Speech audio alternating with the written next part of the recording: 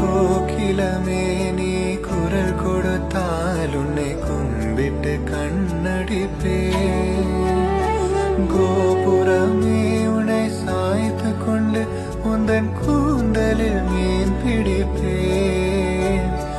வெண்ணிலவே உன்னை தூங்க வைக்க உந்தன் விரலுக்கு சொடுக்கிடுப்பே. வருட வரும் பூங்காற்றையெல்லாம் கொஞ்சம் படி கட்டி அனுப்பி வைப்பே. என்